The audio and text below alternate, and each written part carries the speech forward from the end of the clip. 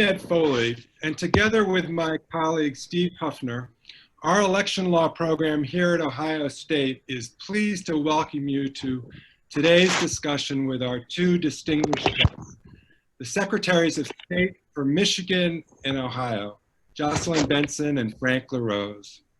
Before today, I was inclined to start us off with a joke about how if folks from Michigan and Ohio can find common ground on the principle of vigorous but fair competition, given the intensity of our football rivalry, then surely Republicans and Democrats can do the same.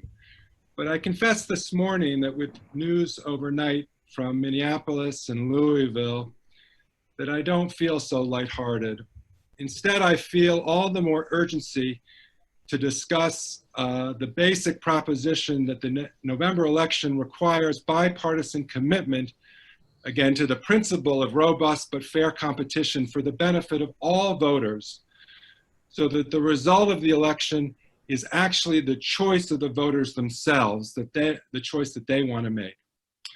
So we're going to jump right in with questions. For our audience, you can send questions using the Q&A feature of Zoom, and we'll keep an eye on that.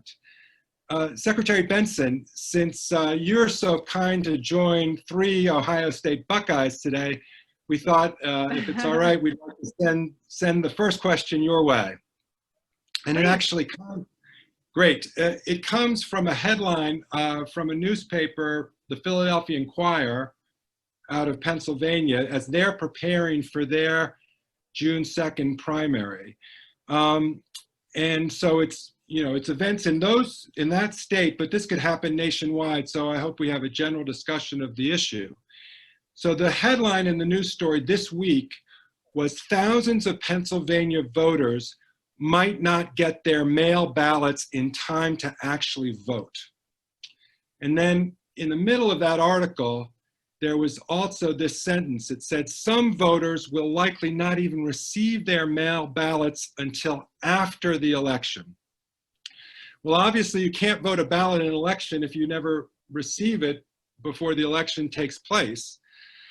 So my question is, what if that kind of problem replicates itself in Pennsylvania or elsewhere in November? I know we're going to try to avoid that problem ahead of time so it doesn't happen.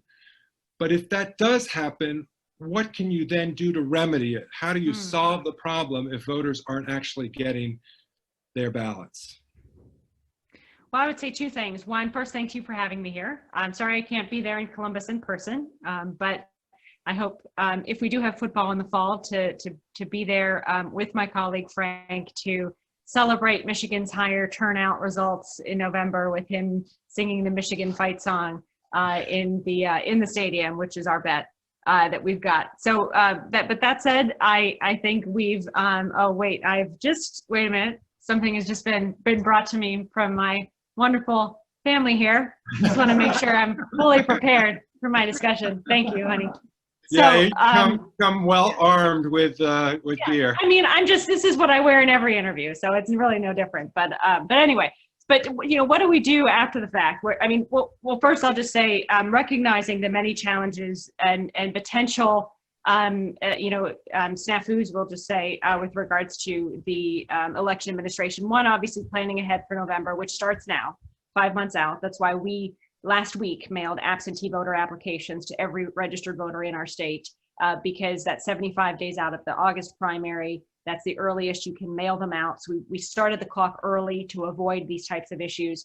But it all gets back to, on the second hand, voter education. Voters need to be empowered to know their rights and their choices and how to also be a partner in solving problems that may occur in any way throughout election day. That's why, for me, I talk about really, democracy is a team sport, and we've got to really focus on 3 pillars leading up to November.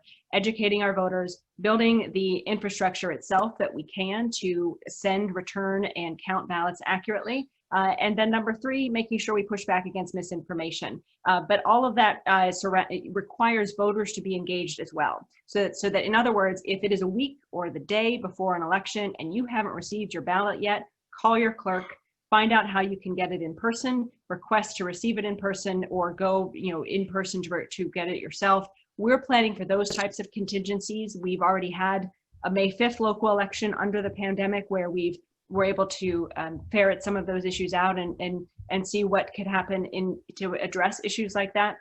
But it gets back to not just planning ahead, but instilling a strong voter education effort so that voters can be empowered to help fix issues as they occur and affect them directly. Secretary LaRose, you want to add anything?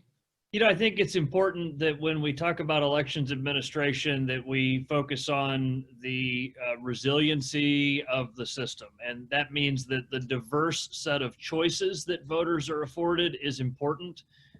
In Ohio, we've historically, over the last close to 20 years, offered Ohioans 3 really convenient choices that really can fit everybody's lifestyle, whatever they prefer and whatever their preference are. And that is a month of early voting in person, a month of absentee voting, and then, of course, Election Day in-person voting. The struggles that they're having in Pennsylvania, first of all, my heart goes out to Secretary Bakvar there in Pennsylvania. Kathy is the Secretary of State there and does a great job and is dealing with some real challenges, of course. But making sure that we have those same choices available for November is a key part of that. For every Ohioan that wants to vote absentee, I encourage them to do so. But for those that want to vote early in person or vote in person on Election Day, I want to make sure those choices are available as well. And that's partly also why it's important that we get started right now preparing for what we can expect to see, and that is a higher rate of participation in Ohio's absentee voting. I want to empower our boards of elections with some additional funding and flexibility to make sure that they have the equipment and the personnel necessary. The good news is Ohio is in a really strong position because we've historically had 20 to 25% of our ballots come in by mail. And so when you consider that you know, what we're looking to do is scale that up, we're not starting from nothing like some of our other neighboring states that have to. Unfortunately, my friend Mac Warner, the West Virginia Secretary of State, historically has only seen 3 or 4% of their ballots come in by mail. And so if you can imagine a county board of elections in West Virginia, they may only see a few dozen absentee ballots come in the door on any given day. So that's a manual process for how they handle it. Whereas Ohio's boards of elections are already accustomed to high volumes of vote by mail ballots. It's just a matter of helping them scale that up. And you can see with the countdown clock behind me, it says we've got 129 days until early voting begins in Ohio. Time is of the essence. And that's why I'm working with our friends across the street at the state legislature to try to get some important changes made right now. And then that all sounds important, and I love the fact that both of you are working so hard to prepare and get ahead of the curve for November. But part of what worries me is that Pennsylvania wasn't Ohio in mid-March or Wisconsin in early April. Again, it's June is not November, so there is still time. But I think planning requires both preparation to try to make things go right, but then also try to figure out what do you do if things unfortunately go wrong. And so suppose Wisconsin doesn't get its act together and in November has a replication of what happened with them in April. And we see scenes in Milwaukee like we saw in April with those long lines because they couldn't get their polling place, even with the help with the National Guard. They only had 5 polling places open. Now, presumably they'll do better, but suppose, again, you're a voter who requested an absentee ballot on time. That would be your preferred mode of voting, but you don't get it. And then you turn on the local news and you hear that the lines in Milwaukee are over 2 hours long, and you're 65 years old and a little bit nervous about your diabetes and worried about standing in line even with a mask. You know, how concerned should we be about the risk of disenfranchisement? I mean, any disenfranchised voter is not good, but we saw some significant disenfranchisement in Wisconsin. Thankfully, it didn't affect the statewide race there because it was a landslide result. And if the reports out of Pennsylvania are accurate, they're worried about significant disenfranchisement next week. Can we be confident that we're going to avoid significant disenfranchisement nationwide in November? Jocelyn, if you want to start with that. Either one want to, I'm not looking. Well, I'll just say, yeah, and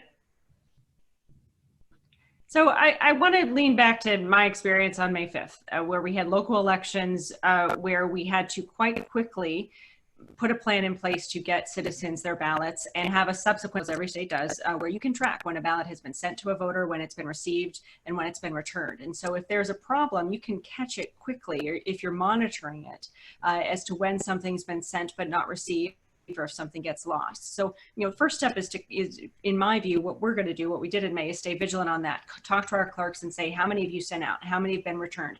To see if there's any aberrations, and then you can zone in identifying what those are and fixing them. Two, staying in close contact with the post office and postal service, which I was able to do in May. There have been some changes at the top, but certainly in the past was able to call the deputy postmaster and say, we're having this problem, and really, if there's an issue on the post office side, fix it that way, because we know that we can only manage so many variables within our own office. We've got to partner with others to help manage theirs. So using that data to say, hey, it looks like in Macomb County, ballots are not reaching their voters. Can you help us? And then we can problem solve there. But then third is making sure voters know, again, they're having their own contingency plan, having their own plan to vote, as we typically say, but if that falls through, having a second plan. What we did in May is we had one location in every jurisdiction open to accept voters, and though in many cases clerks set up a drive-through type of precinct where people would park and take turns going in, voting or receiving or returning their ballot, and then leaving. So my point is that there are ways to develop contingency plans even for in-person voting if you plan ahead or assume, hope for the best but plan for the worst, plan for these types of snafus, and be able to directly communicate to voters about what the choices they have if indeed a ballot gets lost in the mail, or as happened in Michigan in the presidential primary, if someone changes their mind about how they want to vote, if they've already mailed in their ballot and something happens to their candidate, or they change their mind. In Michigan, you have up until Monday to spoil your ballot and get a new one.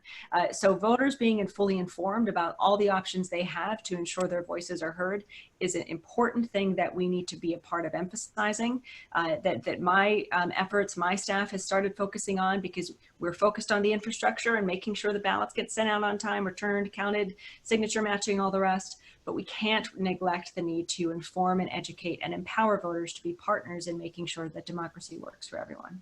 Mm-hmm. I agree with what my— Can I ask? Sorry, Steve. Go ahead, Secretary. I agree with what my colleague had to say. And just to build on her last point about making sure that voters are informed, this is one of the reasons why, for me, it's such an urgent matter that we get any changes made that are going to get made soon, so that process over the next 130 days can go on for people to learn what has changed and what their options are. I want to make sure that I also mentioned that in this most recent primary that Ohio conducted, what we found was very effective was partnering with community organizations, over 150, whether they're clergy or labor groups or both of the major parties or nonprofits, whatever it was. We were really trying to kind of spread out that responsibility to help get the word out to Ohio voters about what their options were. And then finally, making sure that voters understand their responsibility. Voting is an important right, but it's also a responsibility of citizenship, and we want to discourage procrastination. We don't want people requesting their absentee ballot at the last minute. We want them to do that early. That's something that can be a big help for our boards of elections, and so it's that public information campaign that has to occur. Well, I'm picking up on that point about legislative change. Do you think it actually would be a valuable change to make the deadline for applying for an absentee ballot actually sooner, to build more time in between when you have to apply for it and then you cast it? Because I think voters think, well, hey, if the deadline is 72 hours before Election Day, I can wait that long. But given the postal system, there really isn't enough time. So is that a legislative change that should be made? That's a change I've been trying to make for some time. I proposed that months ago, and we're working right now to try to get that done in the legislature. I think that deadline should be 7 days before the election, not 3 days before the election. It encourages procrastination. What it results in is people getting their ballots delivered on Wednesday or Thursday after the election, which is clearly unacceptable. And a related question about a possible legislative change would be to permit voters to apply for their absentee ballot online as opposed to just download the application online. I know you've worked on that too. Yeah, absolutely. That's something I've been pushing for some time as well. In fact, 5 years ago, when I was a state senator, I first floated that idea, and obviously we've not been able to get it done. I need legislative approval in order to make that change. It is, to me, foolish that in the year 2020, we require people to print a dead tree piece of paper, sign it, fold it up, root through their kitchen cabinet drawer and try to find a postage stamp just to get the process started of having a ballot mailed to them. We should have that request online. We can do it securely. My team is ready to implement that. I just need permission from the legislature to do it. Secretary Benson, you want to weigh in on those proposals? Well, a couple of things. One, I think I agree that we need to be thinking about all these different contingencies and creative solutions and what works and what doesn't for the system. We also have to think about, what's best for voters and what voters want. And I also can't forget that we have to, in Michigan, we have the ability, the right voters have to register to vote up to and on election day in our Constitution. So that underscores, in my view, I also have to make sure that if someone does decide to vote on election day or vote by mail the Thursday before election day, that they have a right to do that under our Constitution. And so we have to, make decisions in eye of what's best for them, accommodate that, certainly incentivize planning early. That's why we can mail out applications to request your ballot 75 days ahead of time. That's what we did, as I mentioned. So we get, and ballots start going out 40 days prior to the election, then we can track to make sure everything is going smoothly. But we still have to, even if it's rare, develop that avenue and protect that avenue for someone to make a last minute decision, even just to vote on election day itself. And in Michigan, even if you're not registered to vote, you can decide at 7:30 p.m. on election day to go to your clerk, register, get your ballot, and return it. Now, obviously, that requires an in-person transaction. Voting by mail at that point is not going to work. But it's all about making sure voters know what, as they get closer to election day, their choices are, and how to make sure that they're, again, a part of making those choices to have their vote heard, or their voice heard and their vote counted. Steve, it sounded like you had a...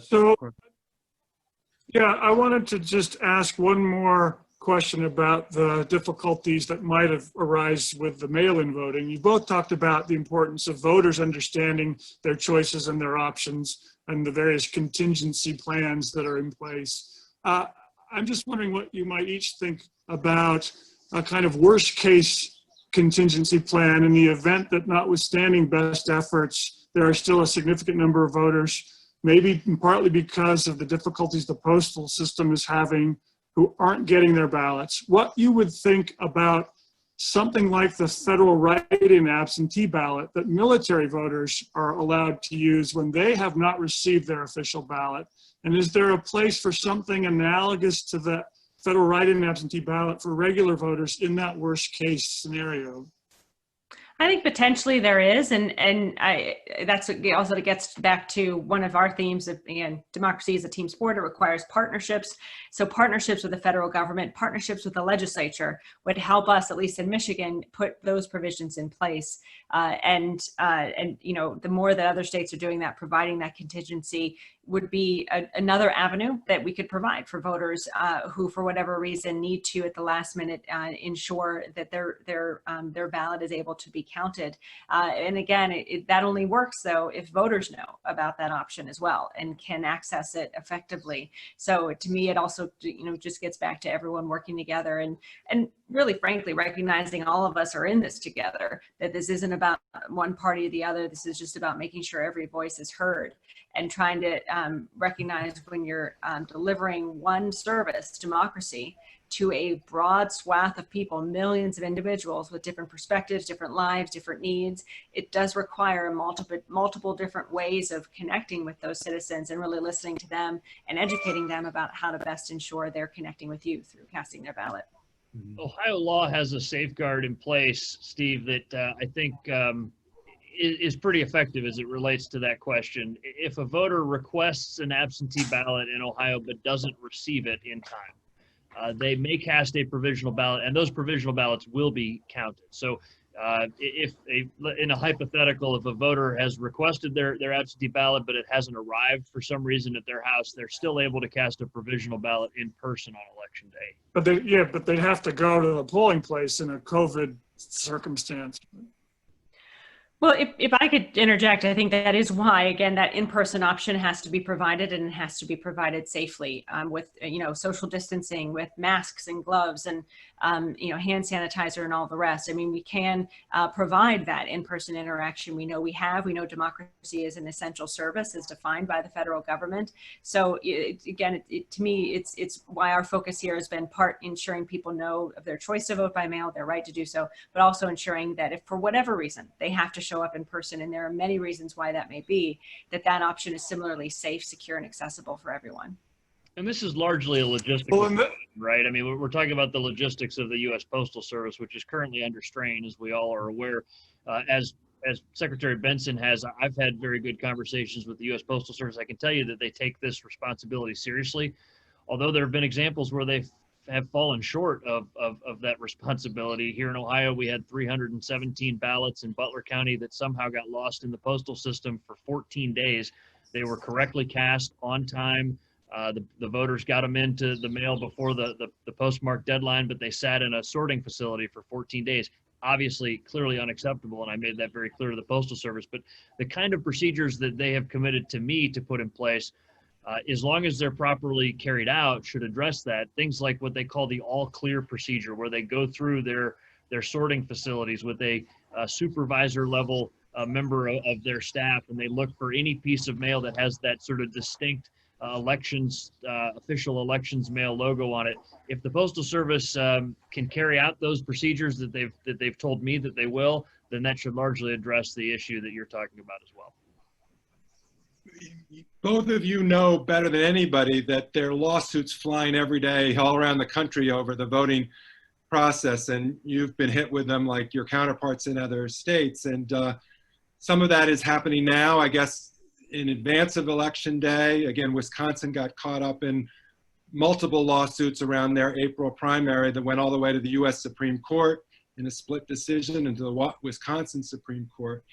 And again, sometimes they think lawyers are, we're just doom predictors and naysayers, but part of the reason why we think about these things is to try to avoid problems. And while, I like the idea of provisional ballots as a backup for the voters who can take advantage of that, I am worried about, again, thinking about Pennsylvania and thinking about just the litigation there that's pending for the June primary.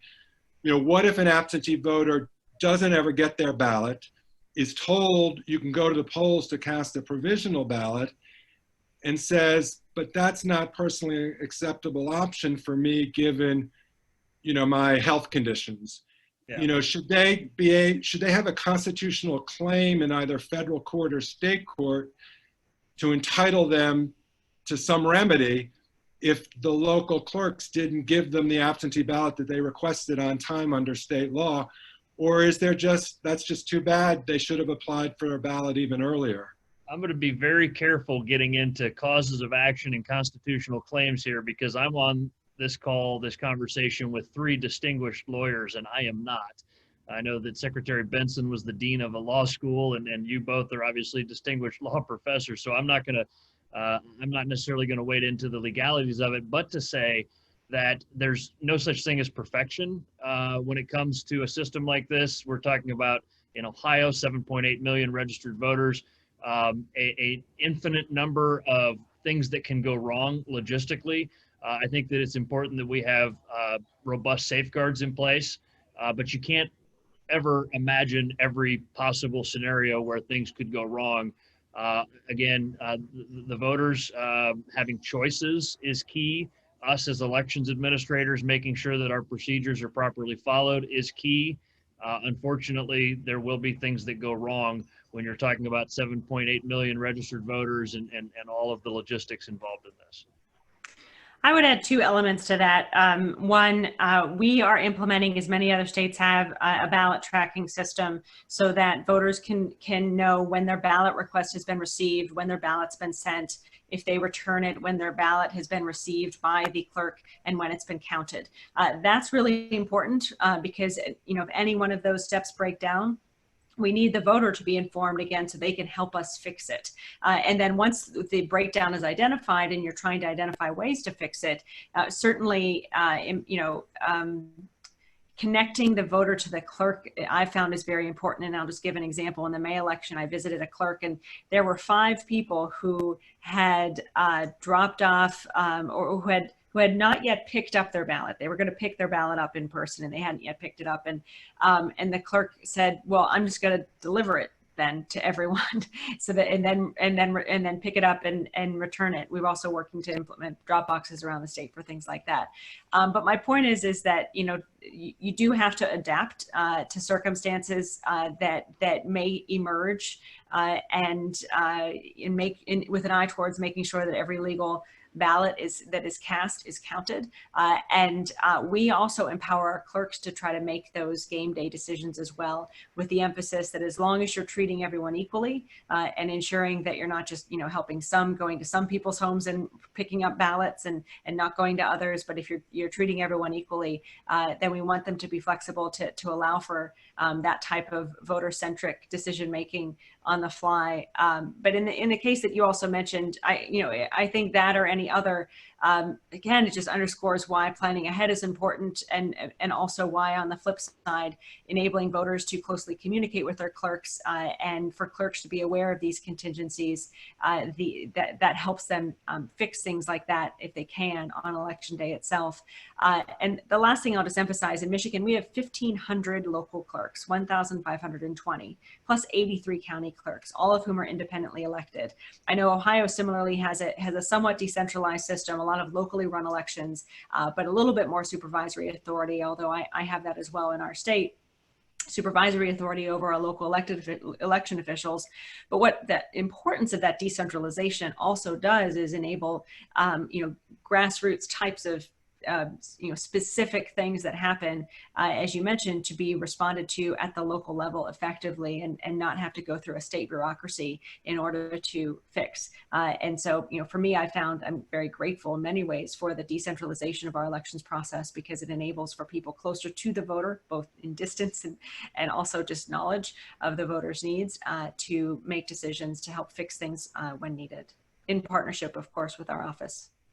And can I pick up on one thing that Secretary LaRose, you said earlier about there being no perfect election? I couldn't agree more than that. I think if the public has the expectation that nothing is going to go wrong, that's setting itself up for false expectations. But I think the flip side of that is, how do we know whether or not an election has actually been successful? Because perfection is not a realistic standard. So how do we measure the difference or distinguish between, yes, we did it, even in the world of COVID, even with all of the challenges, we did pull it off and we can legitimately declare success, versus, oh my goodness, we actually didn't succeed. I think in America, we often want to declare success no matter what. Sometimes there's social promotion in educational systems where we send people on to the next grade, even if they don't pass the proficiency test. So there's going to be— We don't do that in Ohio. No. I'm talking nationwide. I agree. And you, given your military background, in the military, you can't just declare success even when it's not real. You have to know whether you really won the battle or didn't. So how do we measure success in an election? Jocelyn, do you want to start? Yeah, I have run, law schools and nonprofits. And so this question of how you measure success, I think, is always key for any executive leader to define. And so in defining that in our office, we look at first stepping back and saying a healthy democracy requires an informed and engaged electorate. So any metrics, and we use 3 to define successful elections, really are sort of, couched in that framework. And the first metric in that regard is high turnout, a high level of engagement reflected by a high voter turnout. That to me is one of the most important metrics of success. Second, are the results an accurate reflection of the will of the people? Have the ballots been counted? Have they been counted accurately? And then third, do voters have confidence in the results of the elections? Is there overall faith that the results of the elections are fair, are accurate, and in particular in relation to that, has the losing candidate or those who supported the losing candidate, do they in particular have confidence in the results of the elections? Now, all three of those things are a sliding scale in terms of, what level of turnout is success, what level of voter confidence in the results of success or accuracy. But certainly high turnout or breaking records as our May 5th election did. We doubled turnout in a local election. That to me is success. Ensuring that through risk limiting audits and that we're also implementing statewide, that our machines are accurately counting our ballots and there's low spoilage rates. That's success. And then, taking the temperature of the public, which, even if you do have, in the completely unlikely and impossibility that you have a perfect election, if voters don't believe it's perfect, then it's not perfect. So voters' confidence in the process, measuring that, instilling that is important as well. So the first two are obviously quantitative though, and measurable. And that's what we've used to define success as I've held now 5 elections as Secretary of State. Secretary Benson's assessment is correct that high levels of participation are important. Voter confidence is important. We have our wager about voter participation this November that hopefully you've all heard about. And I believe that Ohio is going to have a higher voter participation rate than Michigan, but we'll let that be determined this November. Legally speaking, under Title 35 in Ohio's law, I'm the one that certifies if the election was accurate. I just actually conducted that act. I just signed the document certifying that Ohio's primary was conducted correctly. And so that's my legal responsibility. But much more philosophically than that, I wrote something on the dry erase board in my chief of staff's office, and it's kind of become a rallying cry for our team here. And that is that simply when the voters of Ohio go to bed on election night, they'll know that the results that they saw reflect the true will of the people of our state. Now, that's a little bit subjective. Another way I've heard it, and Jocelyn was there when we got the new Secretary of State orientation a year and a half ago that the National Association of Secretaries of State and others put on. Somebody said there that the reason we run elections is so the losers know they lost. And it sounds a little bit negative, but when you stop to think about it, when you see around the world in functioning democracies, the best case scenario is that the losers acknowledge that they lost, they call the winners and congratulate them. There's a peaceful transfer of power. I mean, that's what defines to me a functional democracy, this idea that the only legitimacy that we have as elected officials comes from the consent of the governed. And the consent of the governed is a free and fair election that people trust in. And that's the sacred responsibility that Jocelyn and I have and other secretaries around the country to make sure that the people can trust that their election was accurate and that their voice was heard. And listen, what we're seeing right now, unfortunately and tragically, is civil unrest in some cities, and it's because people don't feel that they have a voice, right? I mean, that's the ramification of that. People that don't feel that their voice is being heard resort to other means. My hope is that people re-engage in the civic process and realize that running for office and voting is a very powerful way to make change, and that some of the more destructive forms of expressing yourself are things that we should turn away from. Well, I'm so glad. Let me interject there for a minute. I know Ned and I both have a number of ways we could follow up on this discussion, and it's really important. I wanted to just pick up on one thread first, partly because it reflects a number of questions that we've had come in from the audience, and I just want to try and tie them together. You've talked about the importance of trust in the outcome and acceptance by the losing side, and of the importance of the public having confidence in the election. And we've gotten several questions, more than several really, this morning on our Q&A from people wanting to know about how the public can have confidence, and in particular, given certain kinds of misinformation. And the specific question really is, so as a way of building that confidence, what do you see as your roles in addressing misinformation or misunderstandings, allegations about the process, about the outcome? And of course, that all relates to thinking about just what it is you should be doing or can be doing or are doing to communicate to the electorate the ways in which the outcome is reliable. But anyway, there's a broad set of questions there about responding to misunderstandings and even deliberate misinformation as part of building trust and confidence. So what are your thoughts on that? I'm happy to speak from my recent experience in pushing back against whether it was misinformed efforts or misinformed, understanding of what we're doing in Michigan, or just misinformation. Because I think, to me, well, one, I think responding calmly, clearly, and with facts and data, and with truth, is the best way to build trust with the audience, with the American people, that you're committed to ensuring their voice is heard and that the process has integrity. To me, and one thing I keep reminding our team as we get closer and closer and deeper into this this very unique election cycle, with a lot of efforts to misinform our public coming from various different corners, and we've experienced doctored photos online, and all those sorts of things that have personify misinformation and efforts to confuse our voters about their rights.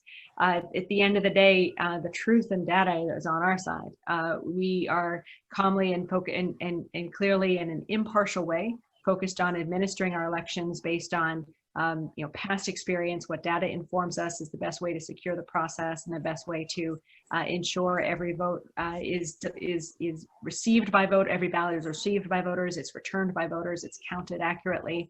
And so, in my view, number one, the content, your response has to be steeped in facts and data, and uncompromisingly so. But secondly, there have to be many, many voices that reflect that content, that share that content, so that we are building a chorus of voices that can respond effectively and efficiently to any attempts to sow seeds of doubt among the electorate in the sanctity of our democratic process. So the second point, it really is, again, gets to that democracy is a team sport mantra. We need everyone who has a position, a platform, a perspective, regardless of party affiliation or any other affiliation, Ohio State, Michigan, for example, to be focused on delivering strong, accurate information to everyone in multiple different forms, with the knowledge that there will be a significant wave of efforts to misinform our public in various different ways in the months ahead.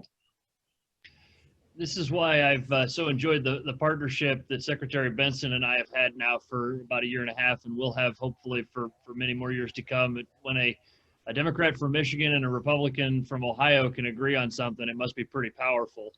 And what we agree on is that every voice matters, every vote matters. Real change is made at the ballot box, and fair and free elections are absolutely crucial and critical to the way that we live our lives as Americans, as Michiganders, as Ohioans.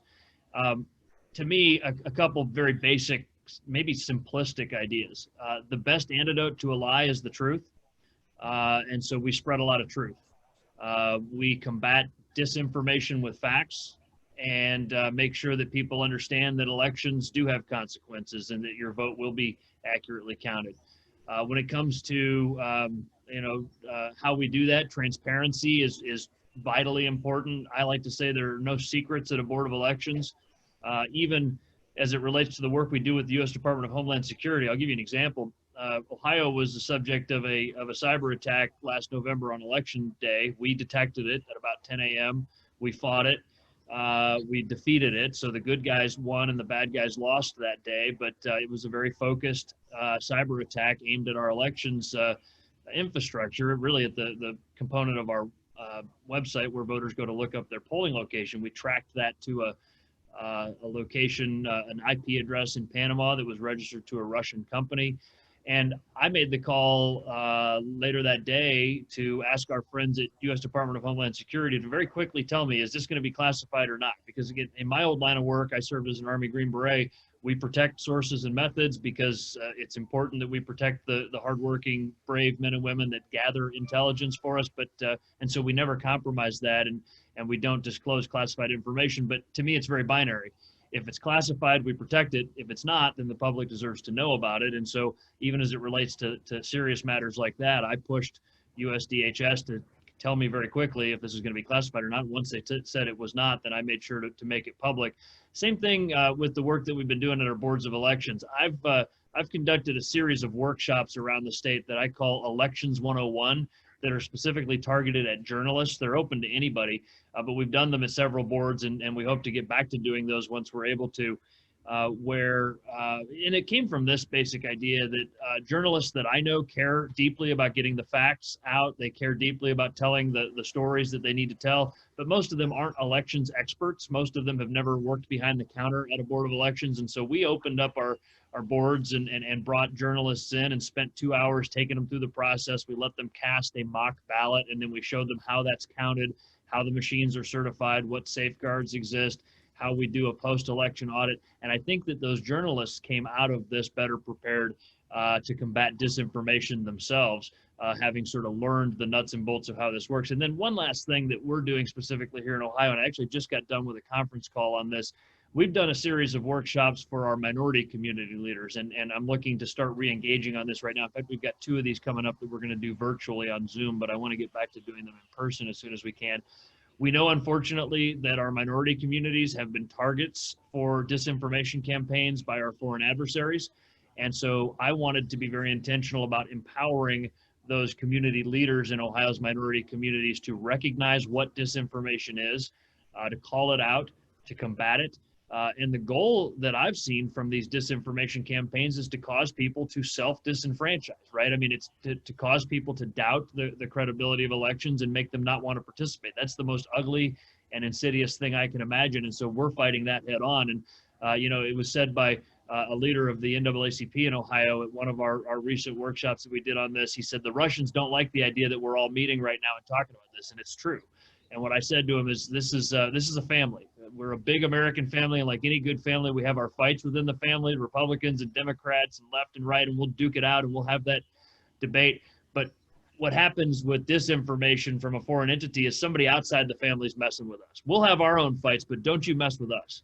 And so this is where Republicans and Democrats come together as an American family to combat that kind of foreign interference and disinformation effort, and that's what we're doing here in Ohio.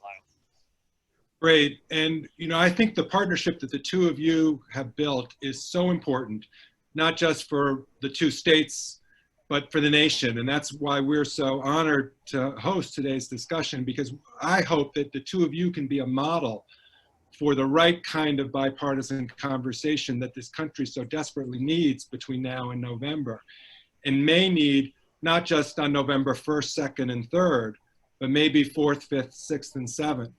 Because one of the things that the news stories of the last week or so is telling us, and this builds on a question that comes from our audience, is that we're looking now at a situation because of the virus and because of the increased reliance on absentee voting, that even with the best of legislative changes, I know Secretary Benson, you've been quoted recently by the AP on this point, that even if your legislature gives you the reforms that you're seeking, you're still anticipating that perhaps we won't have clear answers on the night of November 3rd, and that it'll take a few more days to learn what the counts are, particularly if the races are close in battleground states, including the presidential election.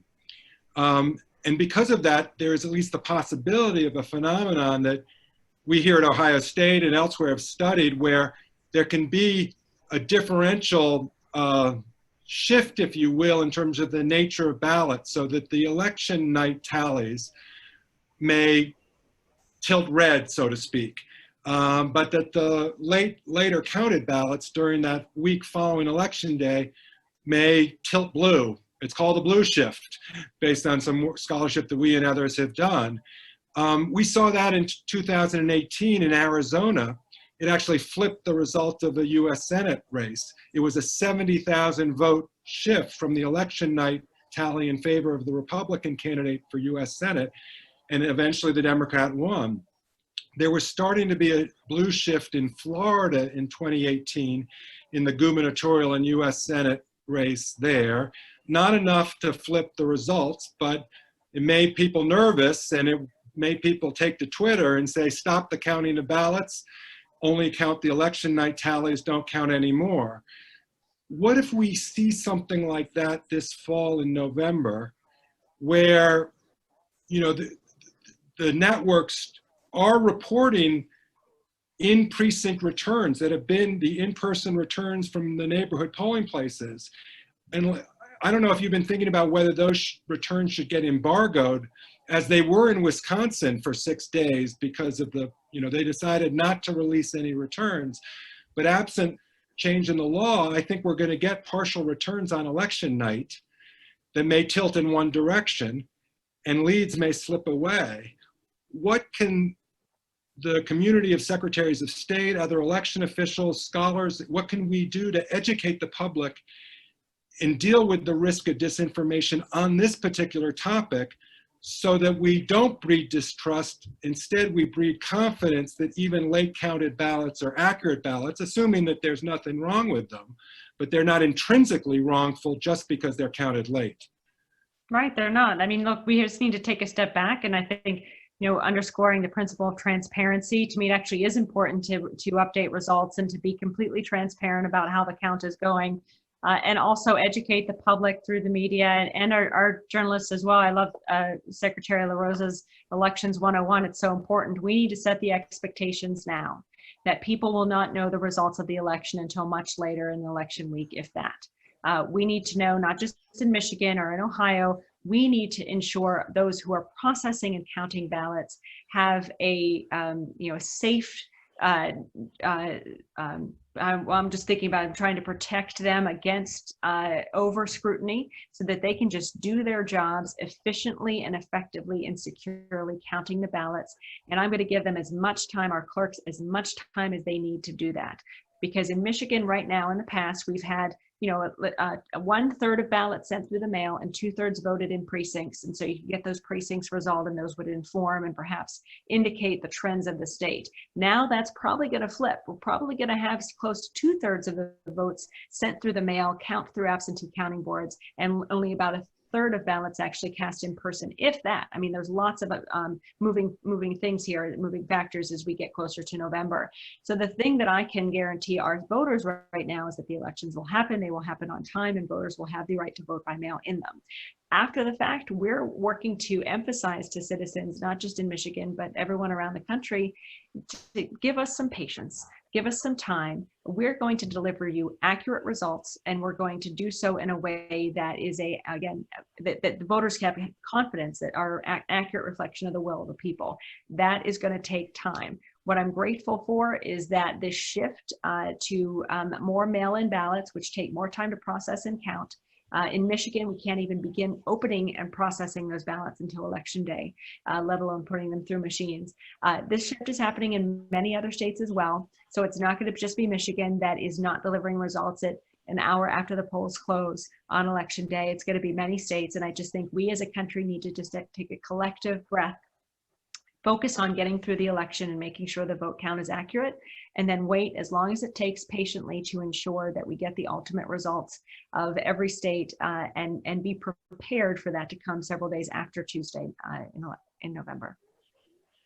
I think we're all aware that we have this sort of modern day fascination with immediate gratification. We've created this expectation that you're going to be able to go to bed at 10, 11 o'clock on election night and know what the results were. Those have always been unofficial results, but if you ask the average person on the street, they don't necessarily understand what that means.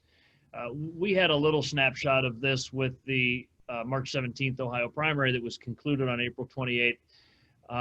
I tried to do a lot of inoculation by getting out there publicly and emphasizing the fact that ballots that are postmarked by April 27th would continue to arrive at boards on Wednesday, Thursday, Friday, Saturday, and those are legal ballots, and that The results that you're going to see on election night are unofficial results. It's an important thing to know, but it's also not the final answer, and that every vote matters, and that we will certify those results once we have counted every vote. To emphasize for people that if they see one result on election night and then that changes in the days after that, that's not a sign that something nefarious is happening. It's the fact that it's the manifestation of the idea that every vote counts, and we are busy counting every last vote and making sure that every one of those Ohioans had the chance to have their voice heard, including, by the way, dealing with the provisional ballots that have to come in and get handled and that kind of thing. So I think it's a civic engagement, civic education question. It's a civics education question, making sure people understand that speed's important, but what's more important than speed is accuracy. Every time, I would never compromise accuracy just for speed. And if I could just follow on that. Go ahead, Steve. Go ahead.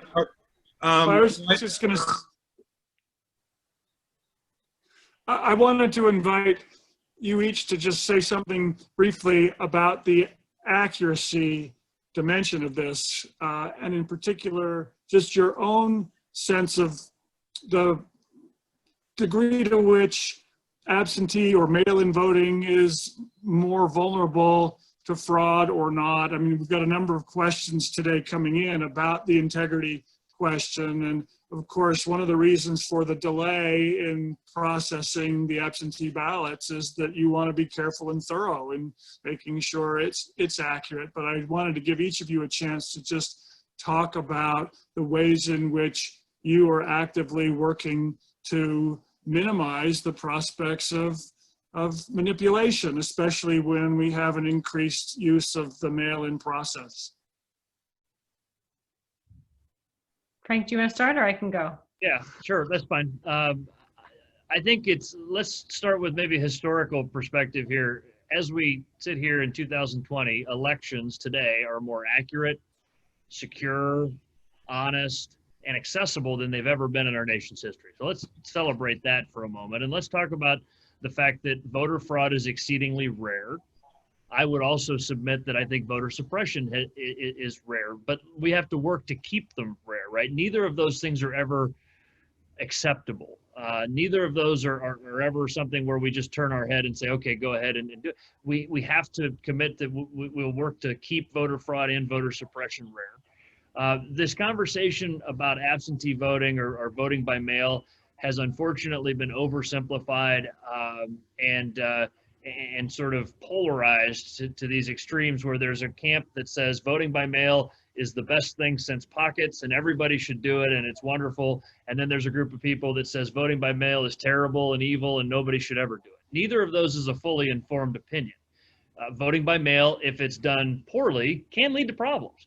It can lead to logistical problems. It can lead to voting integrity problems. But voting by mail, if it's done right, is a secure and efficient and safe and healthy way to cast a ballot. I would submit that in Ohio we do it right. We have safeguards in place. Basic ideas like maintaining accurate voter rolls, like requiring authentication and signature matching, ballot tracking so that voters can take responsibility to check and maintain the accuracy and integrity of their own ballot by making sure that they know when it's going to arrive and that it's been received by the Board of Elections. And so voting by mail is not the end-all be-all solution to everything that ails voting in the year 2020, but it is a good and safe solution if it's done well. Again, I know this is controversial with some, but in Ohio, we don't permit the process that has become known as ballot harvesting in some places. I think it's superfluous. First of all, it's not necessary to have party activists going around and collecting ballots because we don't know whether those necessarily are trustworthy individuals that you're handing your ballot to.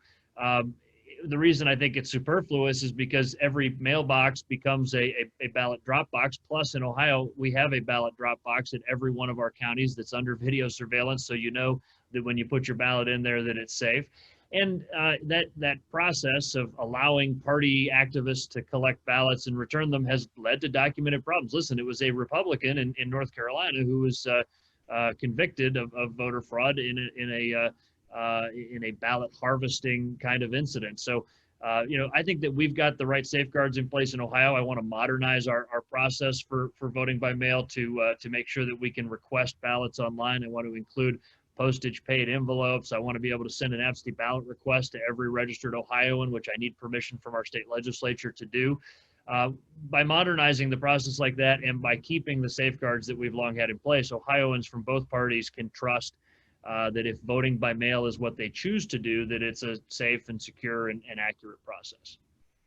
And I just want to underscore, really everything that Secretary LaRose says, which is, the guidebook, the plan for implementing vote by mail safely and securely is something that we all are aware of. I mean, all the examples that he gave are similar to what we're trying to do in Michigan. They've been time tested in states like Washington, Oregon, Colorado, and many others that have been allowing a majority of citizens to vote by mail for several decades now. And so none of us have to recreate the wheel in terms of implementing a strong, robust, secure vote by mail system where fraud is infinitesimal. And if it happens, we catch it and we prosecute it appropriately.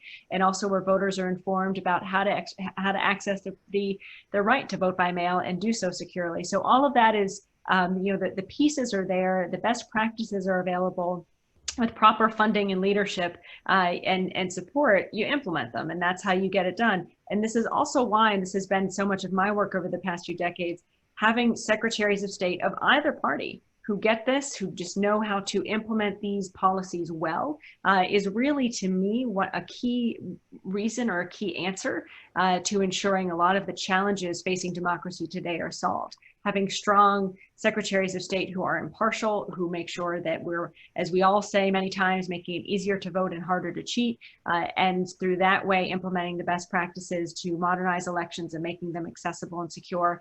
The answers are out there. The solutions have been tried by many of us, and now and it's up to all of us just to work with our legislators when we have to implement those solutions in our states. And so it also, I think, underscores to me why it's important for that kind of bipartisan partnership that secretaries of state like Frank and I and many others have really worked to form over the past few years, this cooperation across the aisle so that we can learn from each other and ensure that we're supporting each other as well, and leading by example what we think all elected officials should be doing right now to instill faith in the integrity of our democracy. Great. Well, I'm watching the clock and we've got just a couple minutes left. And I hope that maybe this conversation can be the first of several because I think much of what we've talked about today is really important. And to the extent that we're focusing on, getting the process right so that we avoid problems, that's what we should be doing right now so that we can get the absentee ballot system working, we can get the legislative changes we need, we can make sure we hire and recruit enough poll workers so we don't have long lines on election day. I mean, all this logistics is so important. A moment ago, though, we were talking about imagining what it might look like that the day after election day where we don't know results. And maybe that's worth a separate conversation. Secretary Benson, you mentioned the idea of there being scrutiny of that process, but not too much scrutiny. And I'm sensitive to that. I also think transparency is an important value in American elections so that people have confidence. And I think back to the lessons from Florida 2000, and one of the most misfortunate moves there was to do the recount behind closed doors that caused the so-called Brooks Brothers riot. And on a day of civil unrest in America where Secretary LaRose was mentioning unrest, I hope that we don't see anything like civil unrest over the counting process. But if we have several days of uncertainty, if it ends up being a week of unknowing, I think we have to plan for what that week looks like in terms of public attention to that uncertainty. And so I invite either of you, if you want a last minute observation on that point today, or maybe just a commitment that we can continue the conversation into the fall going forward. I've tried to use that idea as motivation. I visited all 88 of our boards of elections last year, and it's a big journey around Ohio to get to all 88 of them. And I invariably had some sort of admonition, kind of like, don't don't be that board of elections that has all the satellite trucks parked in your parking lot the morning after the election. And it's kind of a thing to keep in mind to make sure that you are accurate and careful, and that your machines are well maintained, and that you've thought of all of the contingencies and don't run out of ballot paper and all of those little things that can cause a problem for you. As a reminder, you don't want to be that board of elections that has the satellite trucks parked in your parking lot the next morning. Recruiting poll workers, you mentioned that, Ned. I did, if I can, I'll make a pitch, and I just put it in the chat field here, voteohio.gov/defend democracy. I know that we've got a lot of people that are listening to this conversation right now who are interested in democracy and elections law, and so consider signing up to be a poll worker. We need you. I use that URL intentionally, voteohio.gov/defend democracy, because that's exactly what you're doing when you sign up to be a poll worker, and we need you now more than ever. Same thing here in Michigan. We've launched a statewide recruitment effort of election workers. Ours is called Democracy MVP, noticing that our most valuable players in an election are our election workers. So you can go to michigan.gov/democracy MVP to sign up to be an election worker in August and November. And I think, Ned, to your point of what we do after Election Day, what I've done in what we did on March 10th that went quite well, and we'll do what we did on May 5th, and in the hours and days that followed the end of the election, is hourly press conferences or hourly check-ins or hourly statements of what is happening. Visiting in person, as Secretary LaRose did and mentioned, our local election authorities, talking with them and proactively feeding information in a transparent way about what is happening, why it's taking so long, what the percentages are, how far along we are in the process. Just really developing a significant flow of information from our office, from our local election offices to the public about what is happening while they wait for the results. That helps dispel misinformation or myths about what people may surmise is happening, and just counter that with facts. So what I'll be doing is several announcements and other ways of communicating to the public on social media and elsewhere what exactly is happening as we lead up to, in the hours that follow the election and precede the results being announced, that announcement. We also have invested in new technology to enable our statewide website to continually update those statewide results as they come in. Previously, local clerks had to call us or proactively deliver us those results. Now they'll be automatically updated as things count. So we'll have one central location where people can track the progress. But again, providing that in-person look and that glimpse into the process and what's happening behind the scenes, I think is going to be critical to dispelling attempts to misinform the public about falsely about shenanigans that won't be happening, but to sow seeds of doubt that they might be. Well, great. Well, we can tell that we could talk for hours, but we're not going to. We're going to thank both of you for taking time out of very busy schedules to be with us. And again, I think our conversation today did illustrate the possibility of bipartisanship. I mean, Michigan and Ohio can come together. Democrats and Republicans can come together for the sake of the country as a whole. And we want that to continue. So on behalf of Steve and our whole election law program, we really thank you for today. We wish you well. We want you to stay safe and stay healthy, and best of luck going forward. Bye, guys. Thanks. Good to see you all. And I'm sure we'll continue the conversation in the months ahead. Thanks so much. And go Buckeyes, by the way. Good luck. We'll see you in the fall. Bye, guys. Have a good summer in the meantime, right? Bye. Bye-bye.